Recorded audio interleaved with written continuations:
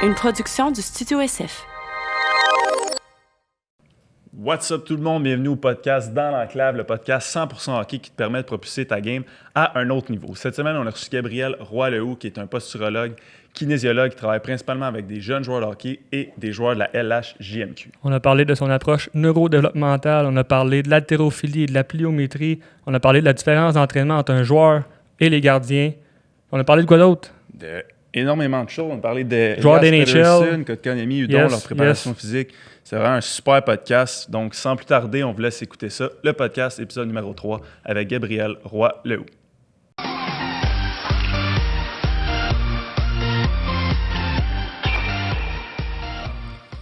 C'est parti.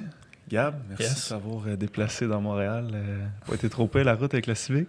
Ben écoute, j'ai suivi de Dorval un gars en auto-école. Fait que c'était toute une expérience. J'ai revu toutes mes 10 ans d'expérience de voiture dans ce ride-là. Fait que je vous remercie, boys. Ouais, ça fait plaisir. C'est un peu grâce à toi qu'on est ici quand même. C'est Yes. grâce à Yes, toi que j'ai exact, ben oui. connu Phil. Puis que... Ah, ok, je pensais que vous connaissiez avant. Pas en tout. Ah, ben, Colin. Zéro. C'est good, ça. On te remercie, man. Yeah, D'être ici génial. puis d'avoir pu. Ça fait plaisir de participer à votre podcast, Yes. un des premiers. Là. Exact. On parlait de hockey, ça a l'air aujourd'hui. Absolument. Oh, yes. C'est J'ai un peu hâte. le but J'ai hâte. de la chose. Si tu peux commencer par te présenter, dire un peu même ton parcours sportif, ton parcours en tant qu'entraîneur, ça Ok. ressemble à quoi? Ouais. Bon, mon nom c'est Gabriel Roy-Lehoux. Je suis kinésiologue de formation et posturologue également. Je sais que vous avez interviewé Mathieu qui est ostéo-posturo. Moi, je suis la version plus performance de la posturologie. Ça a commencé il y a 10 ans. Mon parcours sportif, je te dirais que je n'étais jamais un athlète spécifique dans un sport. J'aimais être moyen un peu dans tout. Je n'étais pas capable, très jeune, de me décider est-ce que ça va être tel sport ou tel sport.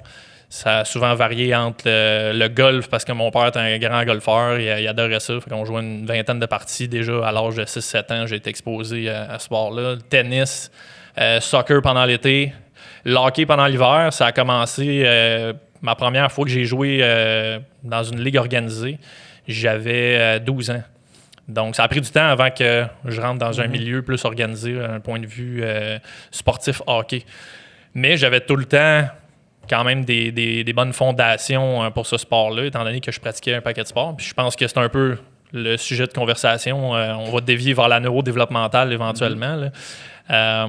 Donc, c'est ça, pratiquer plusieurs sports. Puis éventuellement, je te dirais vraiment là, eu un amour passionnel pour le hockey à l'âge de 15-16 ans. Puis c'est là que j'ai commencé à m'entraîner un peu plus pour ça. Et c'est aussi là que j'ai découvert aussi que j'avais des problèmes au niveau mécanique, au niveau de mon corps, qui ont commencé à m'empêcher en fait de faire mes sports, là, carrément. C'était quoi exactement tes blessures? Parce que je sais que tu en parlais dans le podcast avec Jacob. Ouais. C'est quand même. Ouais, même c'était assez aujourd'hui, ils intense. sont encore, Honnêtement, encore aujourd'hui, je peux pas dire que je suis parfait, mais je suis capable de faire plus avec mon corps aujourd'hui à 33 ans qu'est-ce que je faisais à cet âge-là à 16 ans. Te donner une idée, j'allais faire une session au gym, puis après ça, j'étais ses antidouleurs, puis j'avais des blocages articulaires au niveau des coudes, de l'inflammation au niveau des tendons, j'avais des épicondylites, j'avais des douleurs aux genoux, aux pieds, aux chevilles. Il n'y avait pas une partie de mon corps que j'avais pas mal, en fait, là, aussitôt que je faisais un sport. Fait que le tennis, c'était plus les épaules, les chevilles, les genoux. Le hockey, c'était plus le bas du dos. Puis finalement, quand je me retrouvais à jouer au golf, ben là, c'était probablement là que j'avais le moins de problèmes parce que tu frappes un coup, tu marches pendant 1 kilomètre dans le bois, trouver ta balle. Fait que c'est ça, c'était pas évident parce que je me suis ramassé assez vite dans tous les professionnels de la santé, chiro, ostéo, Tu as tout essayé. thérapie manuelle, même le médecin, faire des scans, etc. Puis on n'avait pas vraiment de réponse, en fait, sur c'était quoi le problème. Donc, la solution, ça a été, il va falloir que tu arrêtes de faire autant de sport. Puis, évidemment, à 15-16 ans, quand tu te fais dire ça, puis ta vie, c'est de faire du sport, ça n'a pas pas marché. Sens, non, ça n'a pas eu de sens tout de suite. Déjà, à cet âge-là, je savais qu'il y avait quelque chose qui ne fonctionnait pas avec moi. Je ne savais pas c'était quoi. Et c'est ce qui m'a dirigé vers la kin éventuellement. Puis c'est arrivé du jour au lendemain, mettons, où tu as eu un événement, quelqu'un qui a fait. Ben, aujourd'hui, je le sais c'est quoi. C'est juste qu'à ce moment-là, ça a été graduel. Là, il commence à avoir une coupe de douleur. Puis là, plus tu pousses, plus tu as des tensions. L'entraînement refait ressortir des problématiques. Puis là, tu te poses des questions sur ta technique d'entraînement. Tu fais-tu les trucs correctement? Quand je regarde ce que je faisais, c'était peut-être pas parfait comparativement à ce que je fais aujourd'hui, mais définitivement, c'était pas l'entraînement le problème. C'était le corps qui faisait l'entraînement qui était pas qui était pas optimale, en fait, pour bouger, là, carrément. Ouais. Fait que c'est ce qui t'a amené à avoir ton approche un peu neurodéveloppementale. Oui, absolument. Ouais. C'est un peu grâce au fait que j'ai eu tous ces problèmes-là que je me suis ramassé en kin, que j'ai rencontré Mathieu Boulay, qui est un de mes mentors dans tout ce qui est l'approche neurosciences à la performance. Puis avant même à la performance, juste en termes de développement humain, c'est vraiment comme ça que je vois maintenant à peu près toutes les approches en entraînement. Je pense qu'il faut que ça parte dans la compréhension de comment l'être humain fait l'acquisition des mouvements de base qui nous permettent de faire des mouvements plus évolués par la suite. Puis c'est sûr que, bon, ça m'intéresse de parler de ça avec vous autres aujourd'hui. Là. C'est un peu le but de la rencontre, j'imagine. Récemment, tu viens de devenir propriétaire d'un gym dans un complexe... centre de performance. Incroyable. Dans un centre c'est pas un gym, parce que je veux pas dire ça, parce que les gens, après ça, s'imaginent que tu peux rentrer puis aller faire un entraînement. C'est vraiment pas ça. Le but du centre, c'est vraiment plus de revenir aux fondations de qu'est-ce qu'ils ont été les gyms auparavant. Tu rentres, tu te fais évaluer, tu as un programme spécifique, peu importe. Fait que j'ai des gens... d'ailleurs, le nom du gym, c'est Athletic One, là, pour... Au chandail. Avec le t-shirt, je suis pas habitué d'avoir des grosses affaires de monde devant la face. Je sais que Phil, toi, c'est plus... ça arrive à tous les jours. Ouais, c'est ça, c'est chaque jour. Donc, ouais, c'est ça. Centre de perfo, mais la performance, pour moi, c'est quoi? C'est pas juste un joueur de hockey qui veut aller jouer à la Ligue nationale. C'est également, juste avant d'arriver ici, j'ai un couple de 70 ans qui sont à la retraite. Puis quand j'ai commencé avec eux, il y avait des problèmes orthopédiques. Ils n'étaient pas capables de commencer à faire de l'entraînement au gym, pas capables de faire les sports qu'ils voulaient faire, même d'aller marcher en forêt, des trucs comme ça. Ils voulaient faire du ski de fond, puis ils jouaient au badminton. Ils n'étaient pas capables de faire ça. On s'entend que c'est quand même des activités sportives qui sont pas excessivement exigeantes, surtout au niveau que les autres veulent le jouer.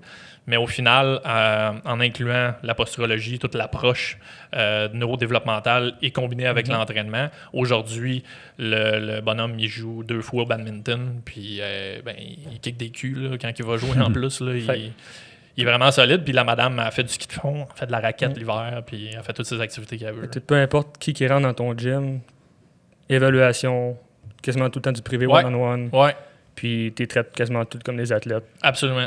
Absolument. On fait une périodisation dans le même objectif qu'un athlète qui rentrerait pour augmenter sa force, augmenter sa puissance, sa vitesse. Bien, eux autres, leur but, c'est quoi? C'est d'avoir des articulations qui sont moins dans la douleur, puis d'avoir plus de stabilité dans leur sport, sentir plus mobile.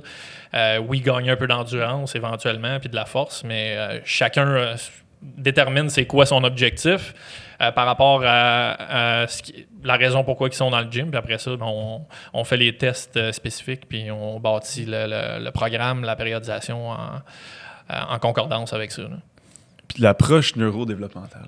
Ouais. C'est quoi exactement? Ouais, c'est ça, ce mot-là, ça veut dire quoi? qu'on en parle. C'est quoi ce mot-là? Donc, c'est l'étude, comme je mentionnais tantôt, de comment l'être humain a acquis ou fait l'acquisition des mouvements de base qu'il a besoin d'acquérir afin d'acquérir la station debout, mais également de pouvoir faire tout ce qu'on fait au quotidien qui fait de nous l'être humain, en fait. Donc, l'écriture, la communication, autant verbale que non verbale, la capacité de marcher, courir, jogger, tout ça, ça part de des mouvements qu'on acquiert même dans le ventre de la mère. Donc, ça va très loin. Et donc, quand on regarde le mouvement, en tant que kinésiologue, en tant que préparateur sportif, il faut se poser la question plus loin que juste, OK, qu'est-ce qui est arrivé pour que tu aies cette douleur-là ou qu'est-ce qui est arrivé pour que tu aies cette problématique-là dans ce mouvement-là. Il faut aller rechercher jusque dans les mouvements au niveau inutérin, donc dans le ventre de la mère, puis même à la limite, comment la mère, elle, c'est quoi ses capacités? C'est aussi poussé que ça, la neurodéveloppementale. Et finalement, c'est quoi? On s'intéresse à comment le cerveau se développe, comment le cerveau se connecte avec les muscles pour pouvoir créer du mouvement. C'est carrément ça. Aussi simple que ça. Bien, ça peut paraître bien complexe parce qu'il y a des mots complexes, mais c'est pas si compliqué que ça.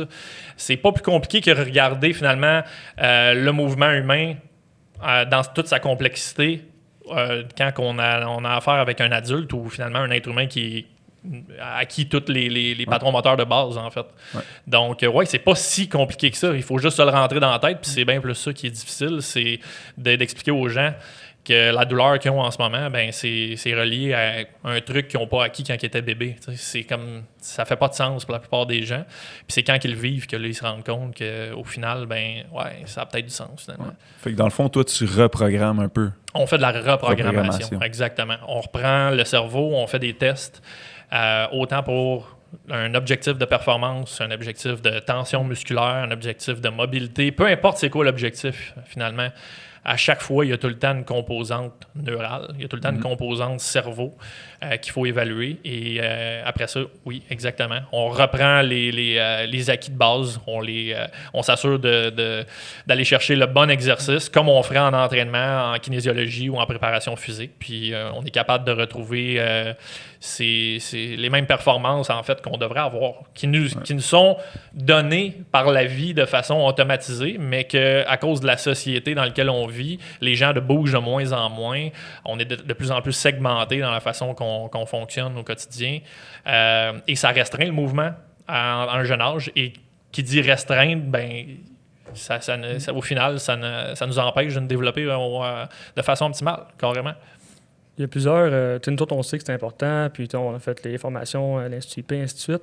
Il y en a plusieurs qui sont sceptiques ou qui disent que c'est n'importe quoi. Ah ouais, c'est de la chamanique. Ouais. T'as-tu un exemple, mettons, concret d'un client, c'est sans nommer de nom, que tu l'as apporté du point A au point B avec ton approche?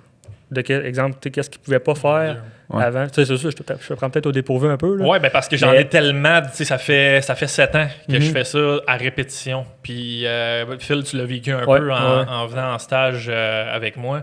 Moi, c'est systématique. Il n'y a pas personne qui ne fait pas de posturo puis qui ne fait pas de neurodéveloppemental avec moi puis qui ne fera pas de l'entraînement avec une périodisation spécifique pour leur cas. Donc, écoute...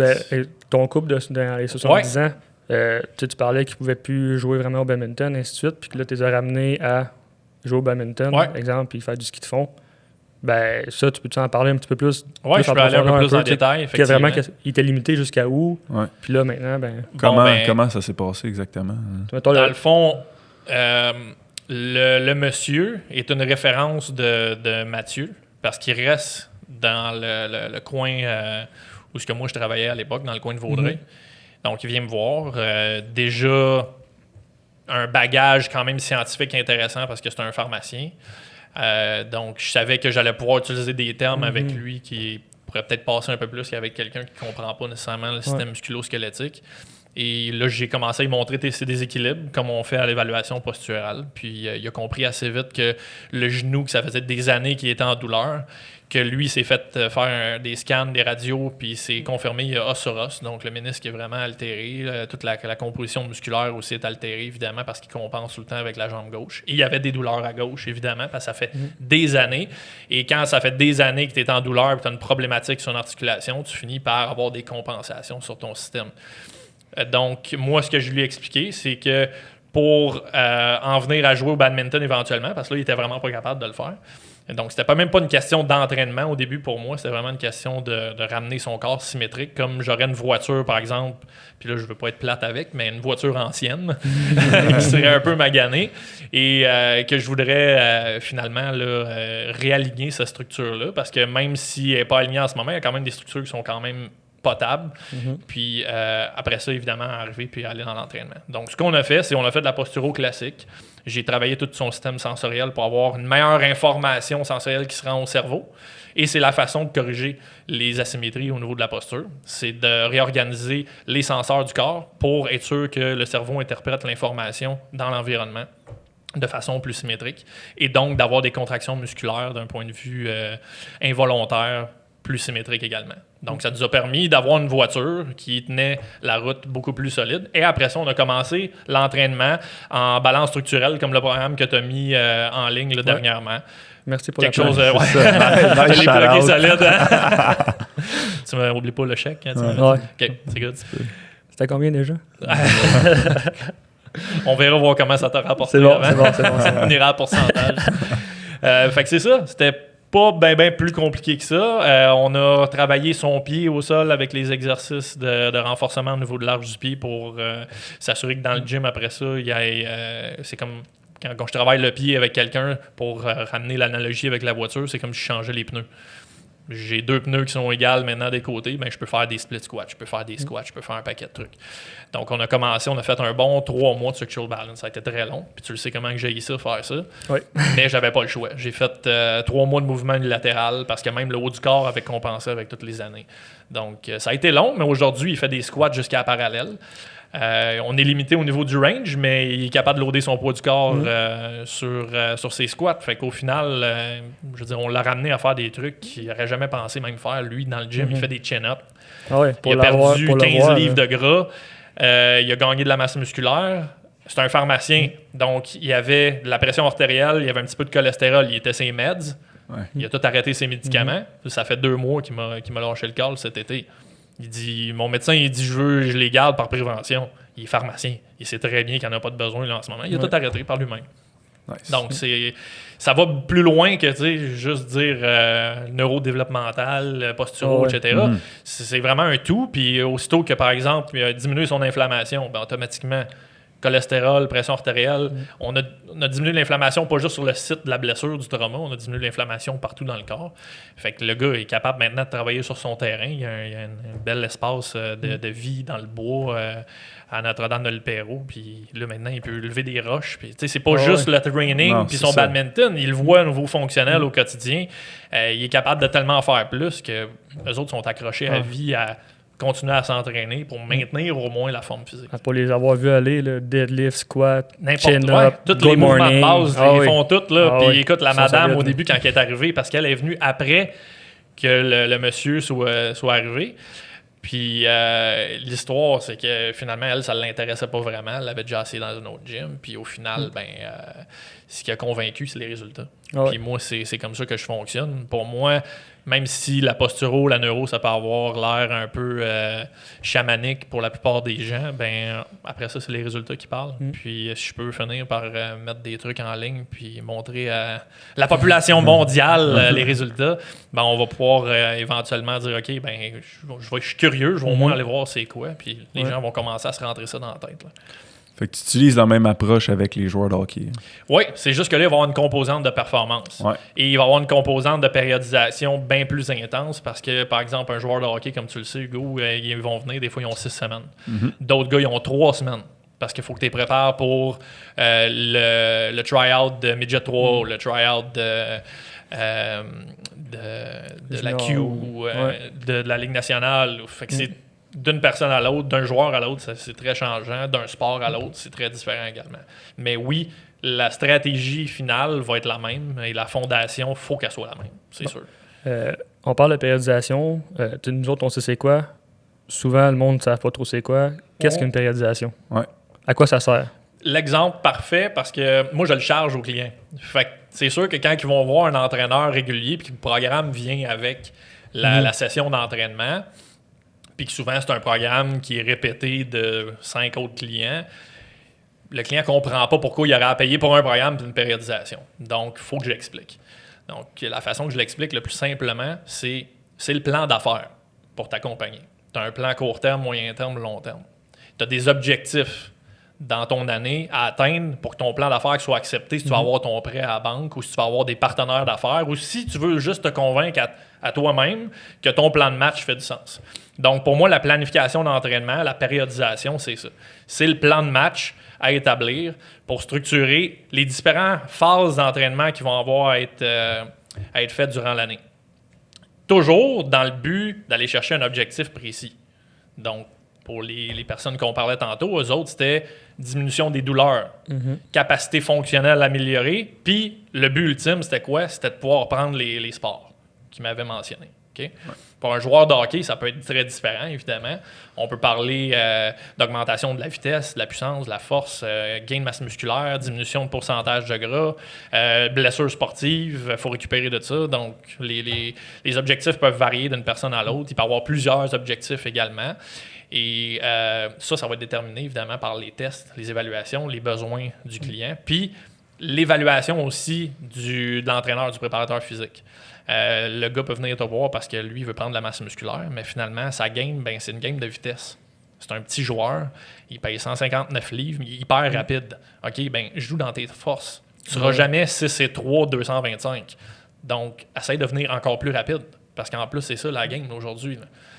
On parlait de Kotkaniemi tantôt, puis Charles Hudon. Moi, ça me fout le bordel. Là.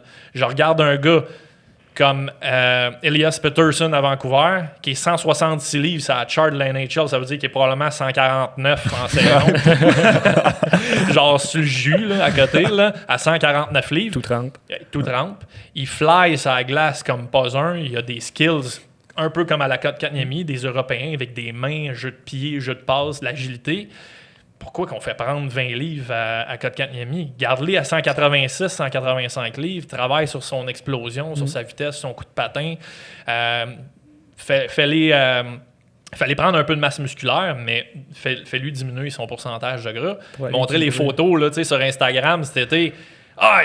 Tous les gars de radio s'énervent, la TV, GC, il capote, il est comme « il a pris 20 livres! » Eh ouais, mais il est gras. Il n'y a plus d'abdos. Sa face est rendue plein inflammée. Tu ne vois pas Evan ses biceps. Donc, c'est ça. Il y a une maladie mentale dans le hockey professionnel, puis même amateur aujourd'hui. Puis, faut être gros. On est encore là. C'est très arriéré, puis ils vont se rendre compte assez vite que si tu demandes à Cole Caulfield de prendre 20 livres, ça ne sera plus le même joueur. Là. Ouais. On sait que ça s'en vient de plus en plus rapide aussi. C'est ça. La game, elle change. C'est du speed. Il faut se démarquer. Il faut trouver des zones libres pour recevoir des passes, pour lancer rapidement. Donc, le temps de réaction, tout ça. Et ça se développe également hors glace. Hein? On pourra en parler tantôt, Seb. Oui. Pour revenir à la périodisation. Oui, j'ai dérapé. C'est bien correct, on aime ça de même. Quelle sorte de périodisation tu vas utiliser? Ça va-tu varier de l'objectif? Ou en général. Quand tu dis sorte de périodisation, Hugo, tu veux-tu dire linéaire? Exactement. OK. Il y a bien des variables qui vont jouer. Le type d'athlète que j'ai en face de moi, son background. Background dans le sens son passé sportif. Les capacités de son système nerveux. Donc, tout ça, ça se teste, puis on est capable de voir. Fait qu'il y a des gens que j'aurais pas le choix de commencer en linéaire parce que c'est vraiment des débutants. Puis qu'ils vont avoir une progression plus rapide à court terme avec une périodisation linéaire. Cela dit, je vais aller très rapidement me ranger sur une périodisation ondulatoire pour les raisons évidemment qu'on a vues en formation, parce que les résultats sont plus efficaces et on est capable d'avoir un meilleur suivi de comment l'athlète réagit d'une phase à l'autre. J'aime bien l'effet que l'ondulation fait, dans le sens qu'on travaille le système nerveux pendant une période de temps, puis après ça, on travaille plus tout ce qui est musculaire.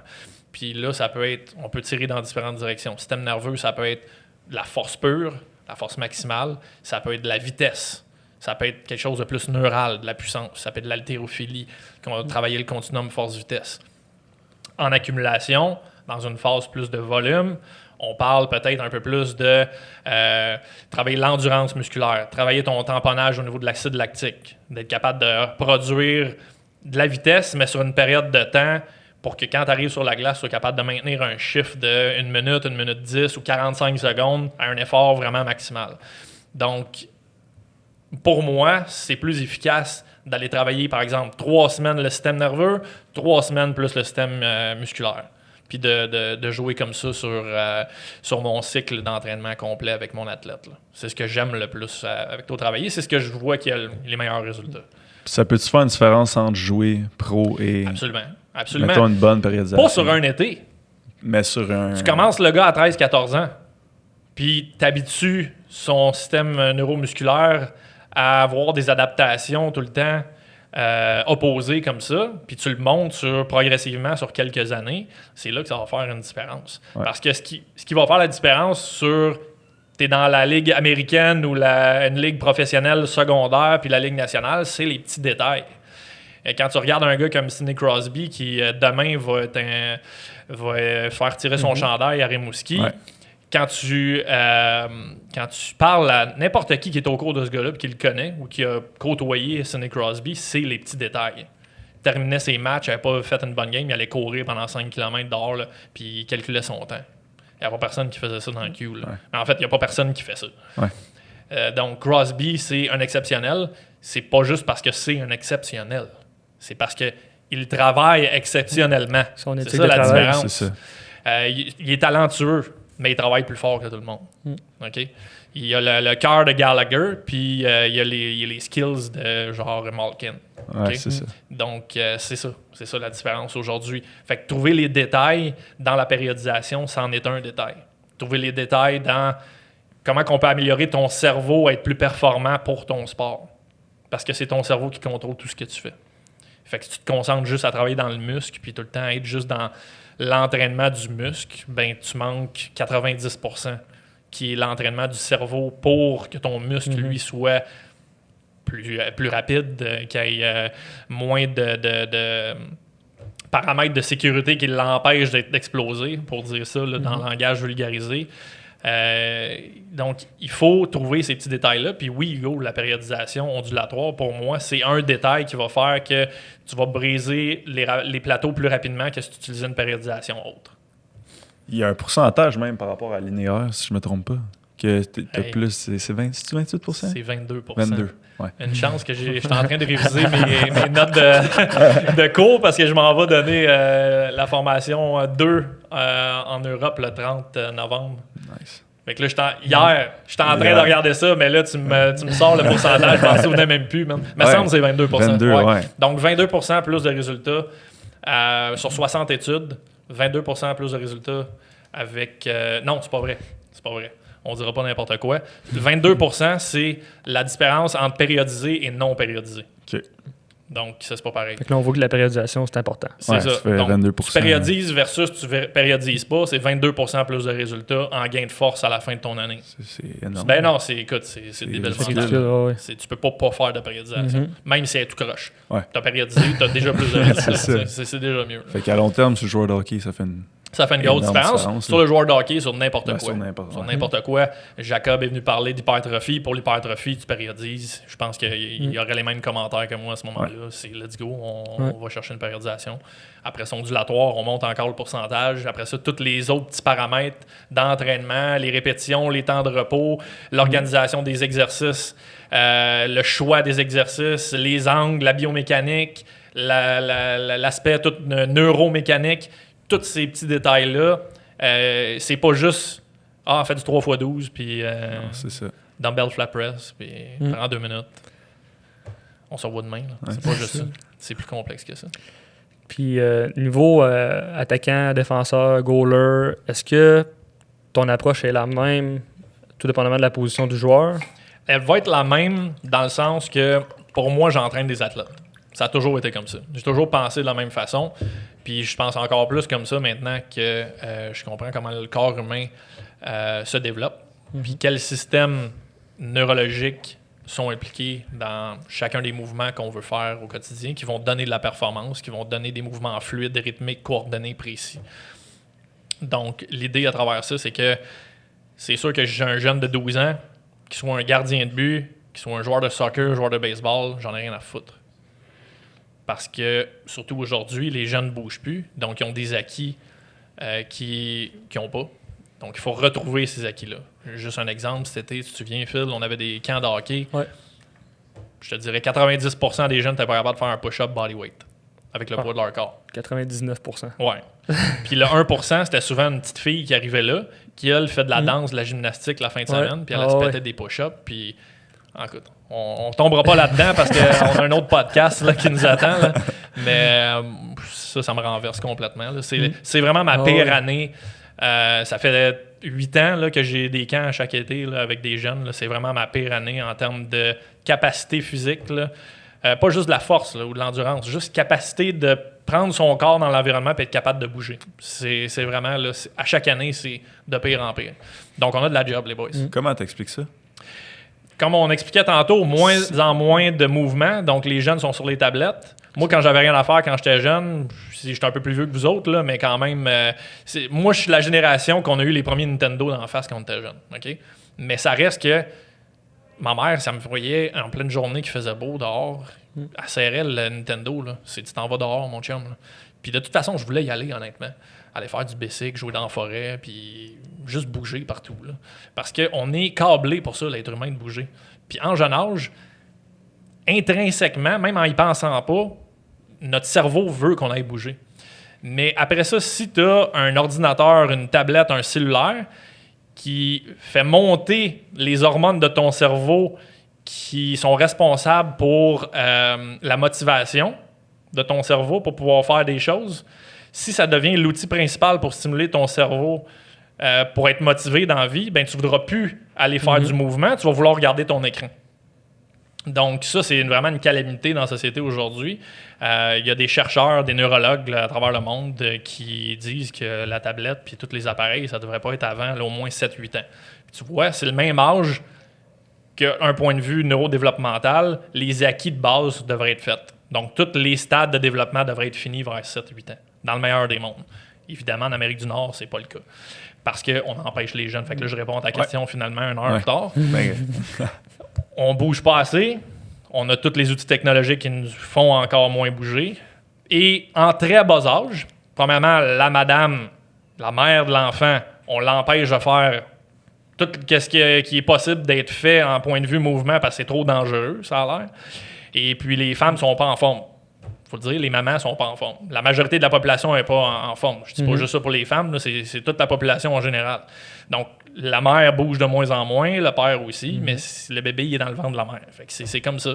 Moins de mouvement, moins de stimulation, moins de développement au niveau du cerveau. Et donc, quand le bébé naît, déjà, il y a des acquis de base qui sont déjà pas présents. Donc, on naît déjà avec une strike d'avance. Après ça, on continue la chaîne. Puis là, on a les chaises. Tu sais, les chaises, là, le bébé est assis, il n'y a même pas 2 mois de vie. Là. Il peut pas bouger. Il peut pas bouger. Il est jammé bien. Il est jammé, puis on le laisse là pendant 1 heure, 1 heure et demie. Puis là, il faut que je fasse la vaisselle. Puis là, il faut que je regarde mon émission. Puis là, il faut que je parle sur la tablette. Puis là, j'ai un client, il faut que j'envoie un email. Fait que le bébé, il est tout le temps dans des places très sécuritaires qui l'empêchent de faire son développement moteur. Donc, ça, c'est des conneries. Ça, pour moi, il faudrait emprisonner ce monde-là.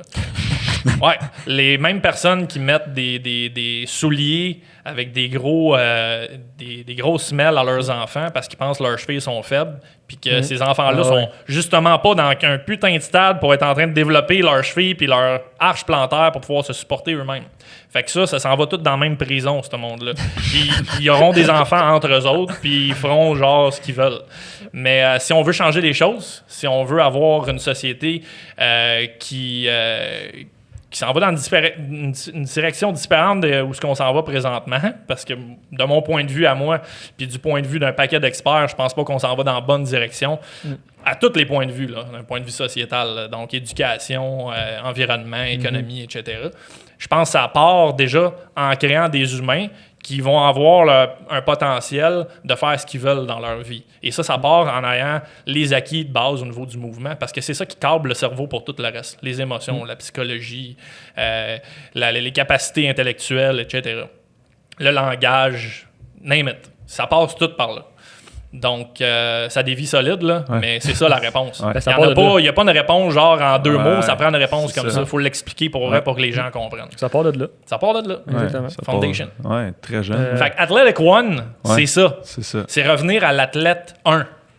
C'est quoi l'athlète 1? C'est l'enfant qu'on y fout la paix, qu'on y laisse se développer de façon automatique, qu'on l'encourage à bouger, toujours en étant autour de lui, un peu comme je fais avec mes athlètes. Je leur fous la paix, je leur donne un plan de match, puis après ça, je les sécurise. Je suis toujours autour d'eux autres pour leur dire s'il y a des trucs qu'il faut améliorer, des mouvements qu'il faut faire un peu mieux. Ben, c'est la même façon que j'agirais avec un enfant. Tu le sécurises, tu lui donnes confiance, mais tu t'assures qu'il développe tous les mouvements qu'il a développés pour pouvoir être un athlète optimal éventuellement. Ben, un être humain optimal. Ouais, exact. Fait que tu n'entraînes pas les goalers et les joueurs de la même façon. En bas âge, jamais. En bas âge. Rendu, mettons dans le c'est queue. Si ça fait 3-4 ans que j'ai un athlète, ben là, je vais commencer à regarder. Puis c'est là que vous allez le savoir de toute façon. Ça serait une connerie de commencer à entraîner un athlète spécifique que tu connais même pas. Que tu sais pas c'est quoi ses forces, ses faiblesses. Puis en 12 semaines, même si tu as 12 semaines avec un athlète, là, un joueur de hockey ou une joueuse de hockey pendant l'été, tu connais pas ton athlète après 12 semaines, même si tu la vois 4 fois par semaine. Donc, elle va avoir eu le temps de faire quoi? 3, 4 phases d'entraînement, dans le pire des cas, là, dans le meilleur des mondes plutôt. Donc, non, tu n'as pas assez d'informations pour pouvoir dire, OK, hey, je vais commencer à faire du spécifique. À moins que cette personne-là, cet athlète-là, doit passer un test comme un combine ou qu'elle s'en va à un camp d'entraînement, puis que là, il y a toute cette joute-là là, qui m'enrage aussi là, au niveau de « Ah, ben là, je fais pas le Bantam 3A là, cette année. » On s'en fout de ça. T'as pas les acquis pour faire le Bantam 3A. Même si tu le fais, tu vas jouer ça à 4. T'auras pas de temps de glace. On s'en sac. Laisse-moi 2 ans, 3 ans avec toi. Quand tu vas arriver junior, ça va être le temps là, que tu performes à la fin de ton midget. Là, il n'y a plus personne qui va vouloir passer au-dessus de toi. Oublie ça, les camps et les combines, ils vont t'appeler pour que tu ailles au showcase, puis c'est toi qui vas être sa première ligne, parce que là, tu as un step-up par-dessus tout le monde. D'ailleurs, là-dessus, les boys, j'ai un père qui m'est arrivé il y a 2 semaines. J'ai évalué son garçon. Il a sorti son gars du hockey organisé. Il me donne son gars pour 36 semaines. Il vient faire de la glace avec parce que à Athletic One, on est encerclé avec on a une entente, en fait un partenariat avec les gars à Quartier Hockey, comme tu sais, Phil. Ouais. Donc on a des coachs qui vont développer les kids pour le patin, les skills, mise en échec, etc. Ouais. C'est que ça, c'est une place de développement. Et ce père-là a décidé, parce que son jeune, il est 5 et 6, 5 et 7, il pèse 100 livres, super rapide, gars de skills, mais qu'est-ce qui arrive dans le midget à 14-15 ans, c'est que les mises en échec sont pas mal plus brutales, puis là, il y a des gars qui sont beaucoup plus développés que lui. Puis c'est encore une affaire comme « Ah, ton gars est pas assez gros, ton gars est pas assez ici ». Il y a les talents pour jouer midget espoir puis midget 3A, mais le père il a dit « Non, on prend une année sabbatique, je le sors du hockey organisé, je te l'amène en entraînement, tu m'en fais une machine sur la glace, puis l'année prochaine, on réévaluera. » Wow. Solide. Je lève mon chapeau. Ben oui, that's it. Le kid va aller jouer hockey libre, va aller s'amuser avec ses chums dehors. Ouais, exact. Va être une machine l'année prochaine. Là. Ouais. Puis il va apprendre à aimer le jeu aussi, je pense. D'une différente façon que d'avoir une pression de tout le temps performer, même si ça reste un jeu à la base. C'est pour s'amuser. Exact. Faut pas oublier que c'est 0, je sais pas quoi % de joueurs hockey qui vont se rendre à jouer à des niveaux professionnels. Donc, le reste du temps, moi, ce que je me dis, c'est que c'est pour ça aussi que je veux pas entraîner des athlètes spécifiques avant un certain âge, puis avant d'être sûr que la direction, c'est vraiment, on s'en va pour ça, genre Ligue junior majeure du Québec ou Ligue américaine ou une Ligue autre. États-Unis, etc. Parce qu'avant ça, ça reste que je veux faire de ces gens-là des bons athlètes, des bons êtres humains, qui vont être pain-free, qui vont pas avoir de douleur, qui vont avoir plus d'autonomie face à leur alimentation, face à comment bouger dans le gym, pour que quand leur carrière est terminée, ben qu'ils aient quand même des habitudes de vie qui soient intégrées depuis tout jeune. Donc, c'est une autre raison pourquoi je fais pas de spécificité avant un bon bout. Avec mettons, si on prend la GMQ, tu as un joueur, un goaler. Quelles sont les différences entre les deux? Encore là. Mettons, ça fait 4-5 ans tes ça fait 4-5 ans que j'ai ça, ben là, ça va commencer à être intéressant. C'est ça. Ouais. Parce qu'évidemment, ben, les demandes en termes de qualité physique sont pas nécessairement les mêmes. Le joueur va être sur le banc pendant 2-3 minutes des fois, puis il va retourner sur la glace après ça, faire son shift pendant 45 secondes dans la Ligue junior majeure du Québec. Même des fois, ça peut être 5-6 minutes sur le banc, si c'est pas plus. Tandis que le gardien doit tout le temps être alerte, même d'un point de vue neurologique. C'est déjà plus demandant que le joueur qui peut zone out pendant une coupe de... Fait qu'il y a vraiment des grosses différences d'un point de vue système énergie, type de force à travailler, les déplacements latéraux pour le gardien à genoux au sol, ben sorry, mais le joueur de hockey n'a pas besoin de ça, c'est le contraire. Lui, il faut qu'il soit fort dans une flexion de genou qui est à peu près genre de 35-45 degrés. C'est là qu'il faut qu'il y ait de l'explosion. Oui, il va y avoir des changements de direction, des fois il va y avoir des positions un peu particulières parce qu'il est en mise en échec ou il est en bataille 1 contre 1, mais le nerf de la guerre pour lui, c'est pas être en position à genoux et être capable d'être explosif dans cette position-là. Donc oui, il va y avoir des différences entre les deux à tous les points de vue au niveau de l'entraînement rendu à ce stade-là, définitivement. Ouais, mais pas plus jeune. Non. Alright. Au niveau testing, mettons, on parle de la planification, périodisation, bon, tu fais des tests au début avec tes athlètes. À quoi ça ressemble, ces tests-là? Les tests de base, à peu près tous les athlètes qui vont entrer dans le gym, dans le centre, ils vont faire, ça va être les tests classiques de sauts verticaux, saut horizontal. On va faire souvent, dépendamment de l'âge, le body fat, donc le pourcentage de gras avec la biosignature pour avoir déjà un aspect du sommeil, toutes les hormones de base, là, parce qu'avec le système de Pengesi, on est capable d'avoir une idée de comment que ça se passe à l'intérieur du système, plus au niveau hormonal. Donc ça, pour moi, c'est essentiel parce que si je veux avoir des résultats avec l'athlète, il faut que le style de vie alentour soit quand même bien organisé. J'ai un gars, David Savard, qui est mon gars de nutrition au centre présentement. Donc lui, c'est vraiment là, mon top gun pour s'occuper de n'importe quel objectif d'un point de vue alimentation. Donc, saut verticaux, saut horizontal. Je vais faire des tests de max chin-up pour savoir, premièrement, es-tu capable de te tenir à bras bord. Puis un peu comme les push-ups tantôt, à peu près 90% des jeunes sont plus capables de même se tenir après une barre là, avec leur poids de corps. Même pas gras, là. Même un jeune là, juste avec un poids bien normal. La majorité ne sont pas capables de faire des tractions complètes. Là. Donc, après ça, push-up avec des athlètes plus jeunes, bench press avec des athlètes plus vieux. Et après ça, on va aller chercher des ratios de force sur tous les lifts si on peut, avec par exemple des gens qui ont été exposés à de l'entraînement en force pendant quelques années. Ben là, je peux aller chercher des ratios de force sur les gros mouvements, donc le squat, le front squat, le deadlift. C'est correct que je l'ai les termes en anglais. Oh non, vas-y. Chin-up, pull-up, bench, incline, overhead press, puis le dip. Donc, les gros 9 mouvements qui vont être transférables à n'importe quelle activité, mais dans le cas présent au sport. Et on les teste, puis après ça, on a des ratios de force pour pouvoir organiser nos différentes phases d'entraînement, dépendamment les faiblesses musculaires ou les faiblesses de patron moteur, si tu veux, de chacun des athlètes. Là. Puis tu testes le cardio? Mais le système cardiovasculaire d'une certaine façon?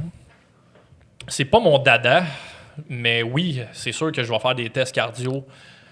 Souvent, je les fais pas faire dans la session parce que j'ai une heure. Ouais. Puis j'aime mieux prioriser, par exemple, mes tests posturales, mes tests de biosig, mes tests physiques, qui vont me donner vraiment une information par rapport à ce que l'entraînement que je vais entamer avec ces gens-là. Ça veut pas dire que je travaille pas le système d'énergie, mais je commence pas en travaillant le système d'énergie avec le client normalement. C'est sûr que par la suite, mes entraînements pour les systèmes d'énergie vont me servir d'évaluation. Un peu comme ma première phase d'entraînement aussi peut me permettre à récolter du data. Puis vous savez que j'aime ça, avoir de l'information sur mes clients au niveau de statistiques. Donc, autant pour l'entraînement des systèmes d'énergie que pour l'entraînement de force, puissance, vitesse, je vais récolter de l'information pour m'assurer que je sais quoi améliorer, sur quoi travailler. Surtout avec des joueurs de hockey, j'ai pas de temps. J'ai 8-9 semaines, 10 semaines. Donc, il faut que je priorise. Donc, je teste. Puis après ça, je m'en vais travailler ce que j'ai besoin de travailler. J'ai aussi mes tests au niveau neurologique. Donc, j'ai des appareils au centre, pardon. Le NeuroTracker qui nous permet de travailler toute la concentration, tout l'aspect visuel. J'ai le Dynavision qui est un appareil plus pour le temps de réaction.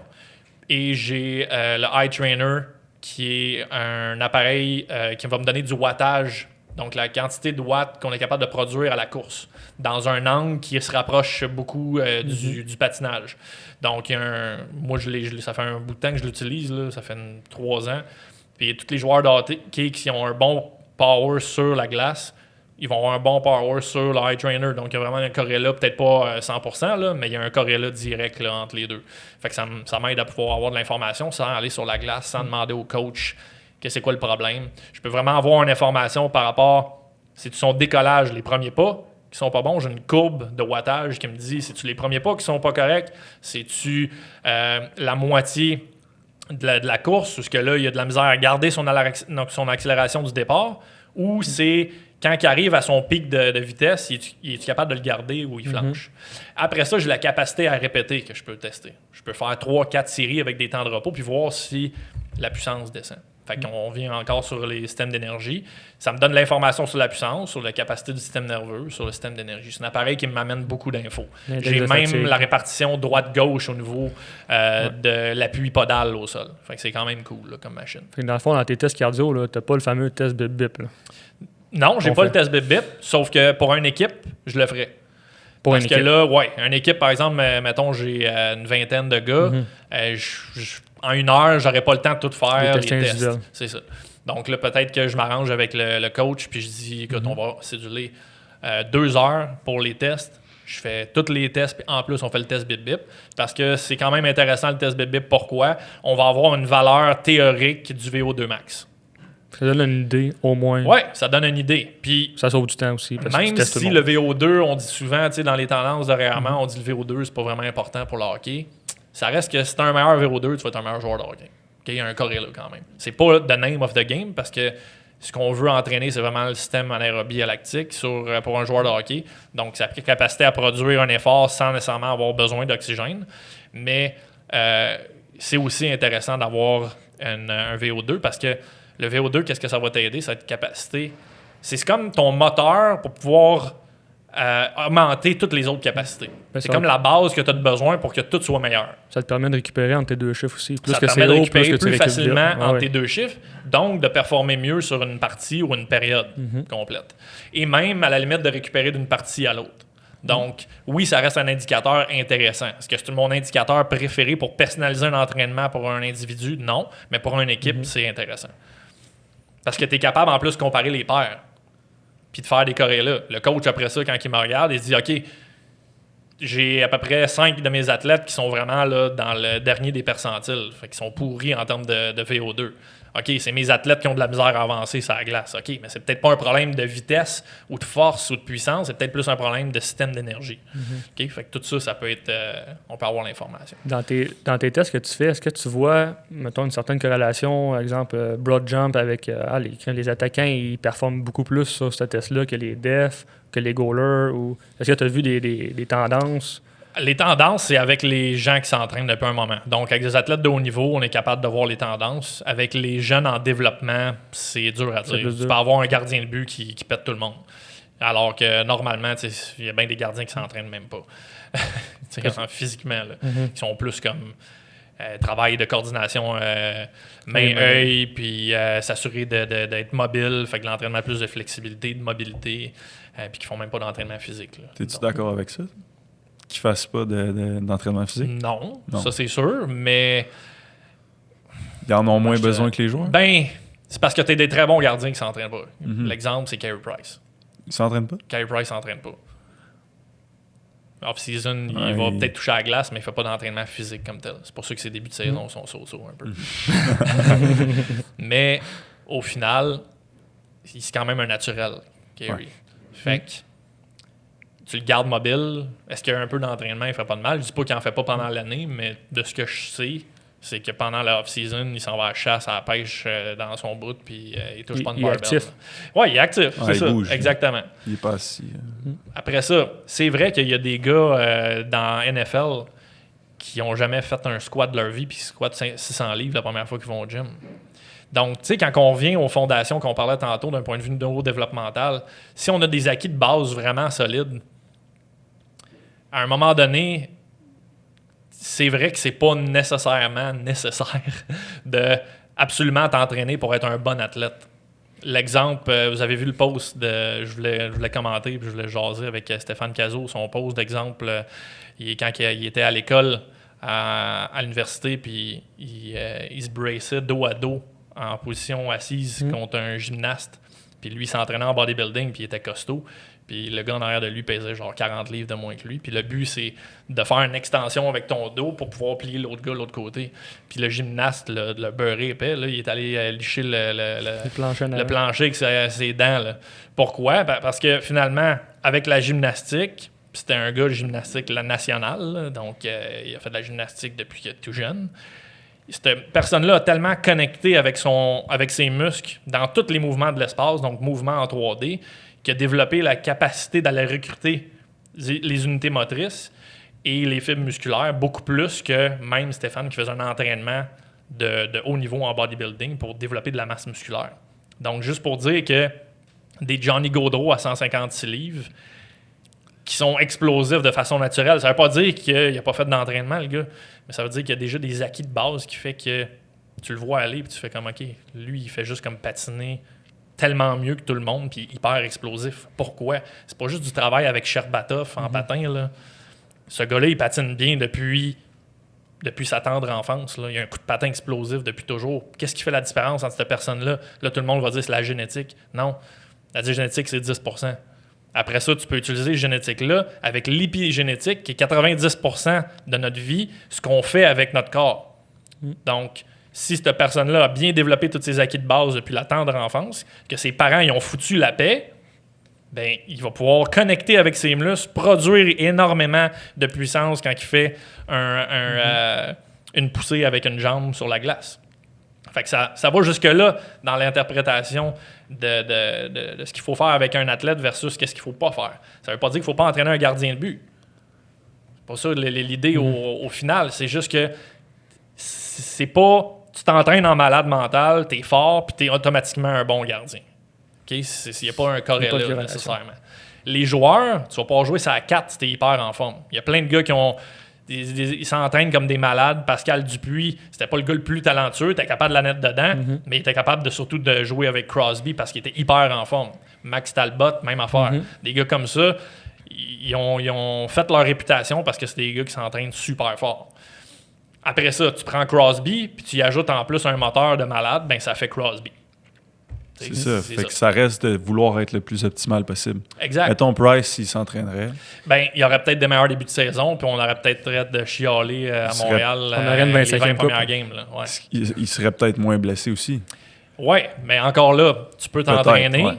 Moi, c'est là où j'ai un gros bémol, c'est qu'on ajoute de la force, on ajoute de la puissance, de la vitesse sur des gars qui sont tout croches.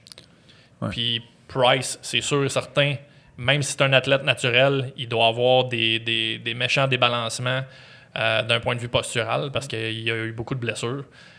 C'est sûr que l'entraînement pourrait peut-être pallier à ça, un entraînement plus là, préventif qu'un entraînement de performance. Mais ça reste que pour moi, si tu veux éviter les blessures, il faut que tu ailles voir quelqu'un qui travaille avec les principes qu'on utilise en posturologie puis avec les principes de l'Institut IP. Pour moi, c'est clair comme de l'eau de roche.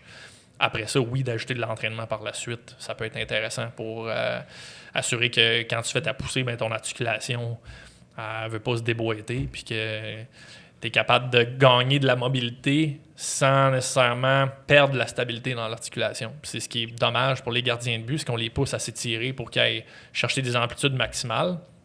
Mais au final, ils rendent l'articulation, par exemple, de la hanche, du genou, de la cheville, plus instable. Quand on fait des étirements, quand on veut gagner en flexibilité, souvent c'est l'articulation qui prend le coup et non le muscle. Le muscle ne s'étire pas.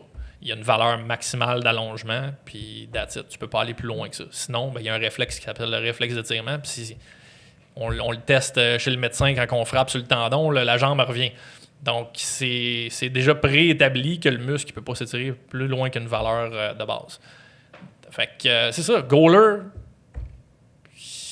oui, je veux qu'il s'entraîne, mais à un haut niveau, ça va être différent qu'un joueur de hockey. Puis si c'est un entraînement de 12 semaines, que c'est juste la prévention de blessures, c'est de la posturo, c'est des acquis de mouvement, de patron moteur, c'est good. Parce qu'ils vont être au sol, ces gens-là. Ils vont être en position vulnérable. Ils vont avoir des contacts avec des joueurs dans l'enclave. Beau podcast. J'aime ça.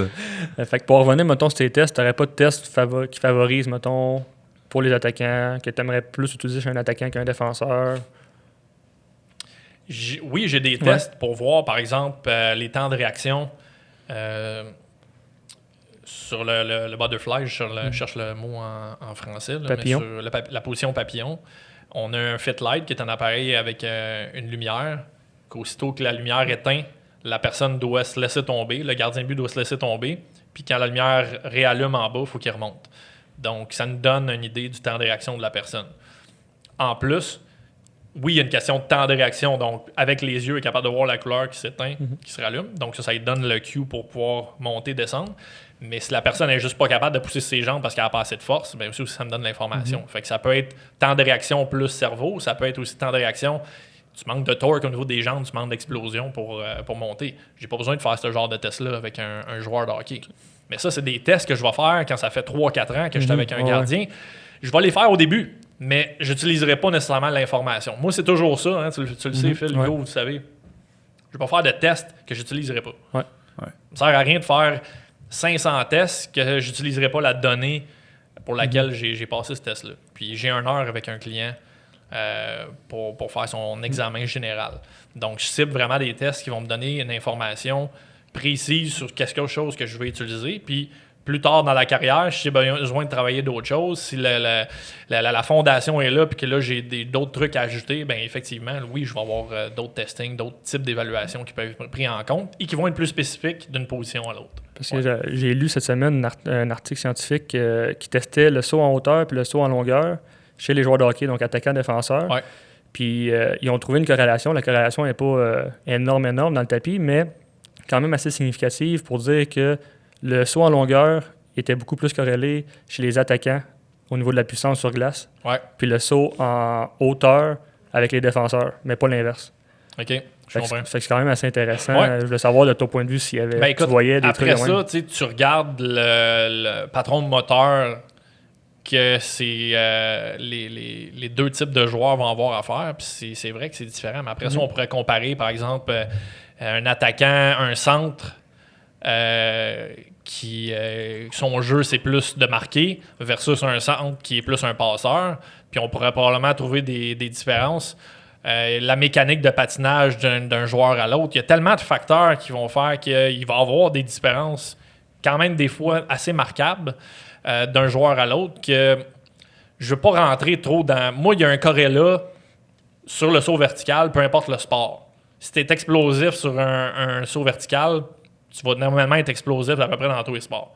T'sais, si tu sautes 40 pouces, là, ben, tu vas courir en bas de 4,5 ton 40 verges pour le foot. Tu vas arriver sur la glace, ben, tes premiers coups de patin, tu vas laisser des traces dans la glace en arrière.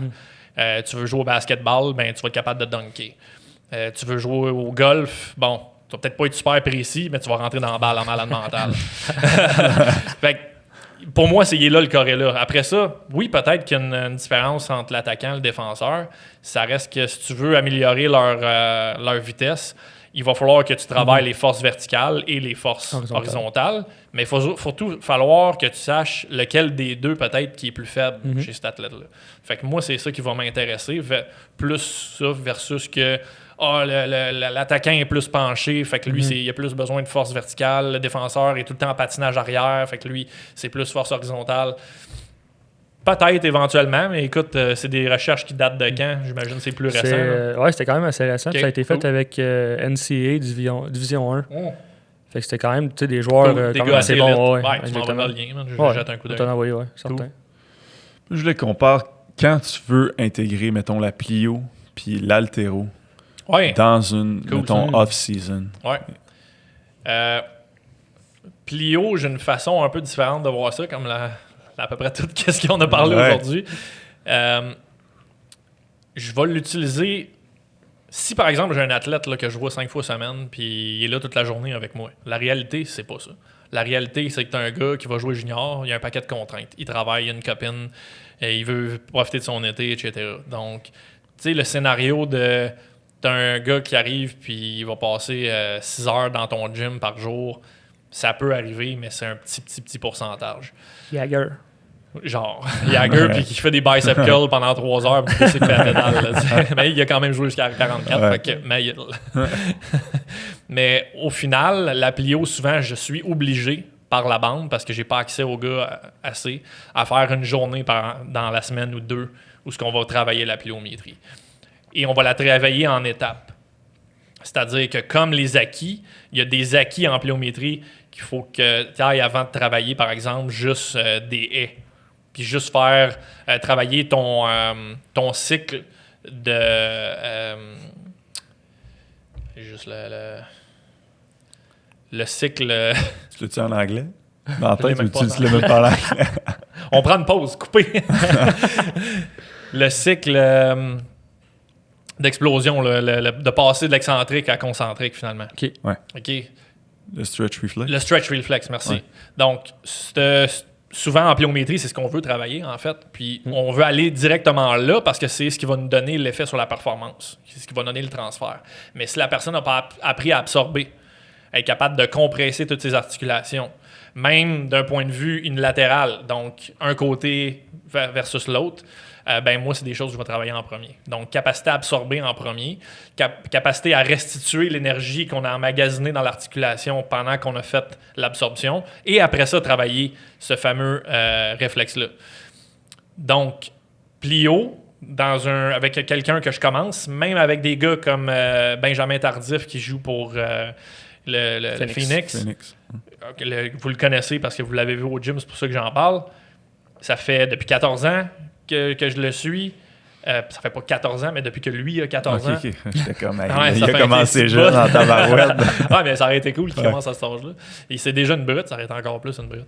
Cela dit, il va quand même commencer son année en préparation générale avec de l'absorption. Parce que tu peux jamais être assez bon à absorber les chocs. Puis dans le hockey, c'est pas juste d'absorber d'un mouvement stable. Ça peut être absorber en latéral. Puis là, t'es débalancé, puis faut que tu sois capable de stabiliser. Fait que absorption, stabilité, là, je mets ça un peu à un moment donné. Là, je peux jumeler ça pour rendre l'exercice une progression finalement d'exercice. Donc, souvent, je vais revenir avec ces concepts-là. On va augmenter les hauteurs, on va augmenter la charge, l'intensité de l'exercice. Mais toujours absorption, restitution, puis après ça, on y va pour travailler le réflexe. Puis après ça, on peut même travailler le réflexe sur du volume. Donc, c'est ça le hockey. C'est d'être capable de produire beaucoup de séquences de patinage rapide, avec la meilleure exécution possible, évidemment, mais dans le temps. Fait qu'il est capable d'avoir une capacité de travail qui est meilleure. Donc, la plio va partir, préparation générale, capacité d'absorption. Après ça, on s'en va dans la restitution. Puis on travaille le stretch. Fait que tu inclus ça dans ta périodisation. Oui, ça va être rentré. Dans le meilleur des mondes, si j'avais accès, par exemple, à 100 joueurs de hockey qui viennent le matin, qui font leur plio, après ça, qui vont prendre une pause, qui vont faire leur session de strength training, après ça, qui vont faire leur conditioning en fin de journée. C'est ça le meilleur scénario, mais ça arrive jamais. Ça arrive jamais que tu as quelqu'un qui a ce genre de disponibilité-là, même si tes forces, ils le feront pas.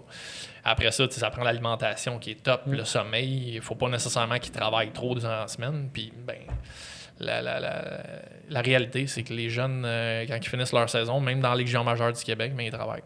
Fait que c'est les pros que tu peux faire ça. Des gars là, qui sont payés pour s'entraîner. Ouais. Puis l'haltérophilie, comment l'haltéro, tu irais à la fin de la saison? Oui, là, je vais intégrer des mouvements. Évidemment, il faut que j'aie des athlètes qui soient capables de faire ces mouvements-là. Donc, souvent, ça va peut-être être au moins la deuxième année d'entraînement. Puis quand je dis deuxième année, c'est le deuxième off-season que je vais avoir ces athlètes-là. Parce que, par exemple, je l'ai la première année, ils s'en vont, ils font leur saison pendant l'hiver, ils reviennent au printemps. Mais là, c'est la deuxième année d'entraînement. Et puis là, on va pouvoir commencer à rentrer des exercices d'haltérophilie en fin de phase pour aller transférer finalement la force et la puissance qu'on a créée pour faire de la vitesse. Fait que tu sais, Udon Kotkaniemi, est-ce que c'est il aurait peut-être pas fait d'haltéro ou il aurait pas transféré? Moi, je pense que ça va plus loin que ça, là. C'est pas le choix d'un exercice qui va changer toutes tes capacités moteurs. C'est pas parce qu'il a pas fait d'haltéro que tout à coup, il avance plus, là, t'sais. Parce que même si tu prends du muscle, tu pourrais être techniquement plus explosif. Oui, si c'est bien fait, effectivement. C'est bien fait. Ouais. Fait que s'ils sont pas plus explosifs, qu'est-ce qui pourrait expliquer ça? S'ils sont pas plus explosifs, c'est qu'on n'a pas bien évalué le continuum de force-vitesse. Puis on n'a pas choisi finalement les bons concepts d'entraînement pour pouvoir améliorer le maillon faible finalement. Parce que si évidemment tu as quelqu'un de super fort, puis là tu te dis c'est sûr qu'il est super explosif parce qu'il est super fort. Puis là tu le laisses commencer sa saison, puis tu te dis que par magie, il va être plus explosif, t'as manqué le truc. Parce que c'est beau d'être fort, mais il faut que tu sois capable de produire beaucoup de force, mais en moins de temps possible. Donc, c'est ça. Pour le sport, c'est bien plus ça maintenant que d'aller chercher énormément de force musculaire. C'est ça. Ouais. Il y a peut-être un peu trop de gras aussi qui a été pris là-dedans. Puis, si tu as 12 semaines pour entraîner quelqu'un, puis ton but, c'est de gagner 20 livres, honnêtement, il faut pas mal que tu fasses juste faire un entraînement ciblé pour l'hypertrophie. Vous savez, c'est quoi, là, que de gagner 20 livres? C'est alimentation à côté. Puis, Ça, 12 semaines, c'est si t'es chanceux avec ton athlète, parce que cet été, t'en as eu un il est arrivé 4 semaines avant environ sa compétition, son camp. Ouais. Qu'est-ce que tu as fait avec lui? En fait, l'histoire est vraiment drôle parce que le gars s'est jamais vraiment entraîné. Il joue dans Q. C'est un gardien, pour ne pas le nommer. Puis tous ses chums ont commencé à venir faire les évaluations avec moi. Puis il trippait parce que là, il voyait que c'était un petit peu plus sérieux que ce qu'il avait fait à l'époque. Il était pas genre 14 gars en train de s'entraîner en même temps. C'était des petits groupes. Puis c'était plus personnalisé. Le suivi était différent. Puis le type d'entraînement. Fait que ça a commencé à jaser parce que les gars s'entraînent tous à la glace ensemble. Puis lui est arrivé 3-4 semaines après que le camp ait commencé. Donc les gars avaient déjà commencé à s'entraîner pendant 4 semaines. Tous les acquis étaient là. Puis lui est arrivé, puis il était pas capable de faire un squat, même avec la barre, là, de façon appropriée. Il y avait un grosse douleur à hanche, un impingement, là, un air pincé, puis ça déchargeait partout dans la jambe, dans le dos. Fait qu'on était pas capable de le charger. On est revenu en arrière, j'ai fait un structural balance pendant une semaine avec, puis écoute, 4 semaines plus tard, il squattait au moins une fois et demie son poids de corps pour des reps, puis son haut du corps va monter en flèche aussi au niveau de sa force. Fait que c'était un gars qui l'avait quand même naturel, parce que quand il était exposé à l'entraînement, il a monté en flèche. Puis surtout qu'il n'avait jamais touché à ça vraiment dans sa vie. Puis de son dire à lui, il est dans la meilleure forme physique, évidemment, c'est la première fois qu'il s'entraîne de sa vie. En un mois, en 4 semaines, on a été capable de quand même faire des miracles avec. Puis il y avait moins mal, évidemment. En fait, sur la glace, il n'y avait plus mal. En entraînement, il restait là, des petits trucs, là, vraiment, là, c'était rien comparativement quand on avait commencé. Puis lui, c'est son dernière année junior, donc l'année prochaine, il m'a promis qu'il allait être là pour les 12 semaines. Ça devrait faire une bonne différence. Ah ben oui, on va changer sa game, c'est sûr. 4 semaines versus 12 semaines. Oui, c'est sûr. Surtout qu'il est arrivé et il était blessé.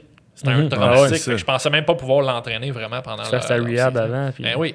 Fait que là, j'ai dit, écoute, là, si tu veux déclencher puis espérer un contrat professionnel l'année prochaine, il faut que tu te prennes d'avance si tu as des problèmes de tension, de douleur. Tu vas te faire traiter, tu viens me voir en posturo, ça serait bien le fun. Puis après ça, on commence l'entraînement, puis tu sais, t'es sharp, tu files bien. Ouais, nice.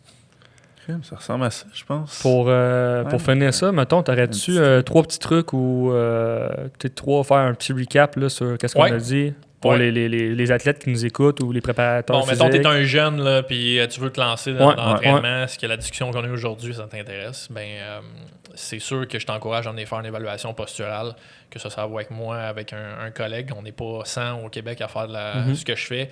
Donc, évidemment, c'est quelque chose de très spécifique. Même les gens qui se sont formés récemment avec ces principes-là, moi, ça fait quand même depuis le début. Donc, j'étais d'un pionnier avec Matt, puis moi, ça... Pionnier dans le sens, pas genre c'est moi qui ai inventé ça, mais dans le sens c'est moi qui ai appliqué ça à la performance. Maintenant, il faut connaître tous tes balancements d'un point de vue musculaire et neuromusculaire. Donc, il faut évaluer comment ton cerveau connecte avec tes muscles. Et ça, c'est priorité pour pouvoir avoir une longue carrière, pour pouvoir t'entraîner pain-free, puis pouvoir créer de la performance sur ton corps, puis être plus performant aussi sur la glace. Pour moi, ça, c'est la fondation. Après ça, l'entraînement, la périodisation, évidemment, aller voir des entraîneurs qui vont vous montrer un plan de match, qui vont vous faire des tests, qui vont vous faire un suivi qui fait du sens aussi, qui respecte le budget, évidemment, de l'athlète, parce que, veut pas, on parle des gars de 14-15 ans, travaillent pendant l'été, mettent des sous de côté. Moi, je trouve que l'idéal, c'est de faire des petits groupes d'entraînement. Tu prends 4 gars qui ont à peu près le même objectif. Ça revient moins cher, puis ça leur permet d'avoir un suivi super intéressant. C'est ce qu'on offre au Centre Athletic One. Donc, 3e tip. Mon Dieu. Pas obligé d'en avoir un 3e. Pas obligé? Non. OK. Écoutez le prochain podcast dans l'enclave. C'est bon, parfait. Si vous voulez avoir une meilleure information et améliorer votre game. Où est-ce qu'on peut te suivre si on veut te rejoindre ou checker? Sur Instagram, Athletic One. Fait que c'est athlétique avec un K, tiré en bas, donc underscore, one écrit en chiffre en anglais, donc ONE. Même chose sur Facebook, c'est Athletic One Préparation Physique. Préparation. Ouais, le gars, il est souvent sur sa page Facebook. Travaille trop. Préparation physique, je pense. En tout cas, Athletic One, il y en a qu'un, c'est moi. Là. Fait que, le logo, vous le voyez de toute façon, ceux qui voient la version live, visuelle. Après ça, courriel, vous allez le trouver là, sur la page Facebook ou Site web? site web, il n'y en a pas encore. Là, je Non. suis là-dessus en ce moment. Là. Ok. Chandail, site web. Perfect. Ça fait 6 mois que je suis ouvert. Ouais. Puis il y a 4 mois là-dedans que j'étais juste d'un camp en fou. Là. Phil, tu l'as vécu. Là. Donc, on n'a pas eu Je le temps témoigne. de faire autre chose que d'entraîner du monde, ce qu'on aime faire. Mais Exact. là, c'est le temps de m'assurer que la business, là, aussi, le côté Agro. business, là, je suis rendu un homme d'affaires. Ouais. C'est Yes. bien sérieux. Gros merci, Gab. Hey, merci à Hey, vous autres, merci. les boys. Bon succès à votre podcast. C'est vraiment génial. Merci. Merci. Thank you.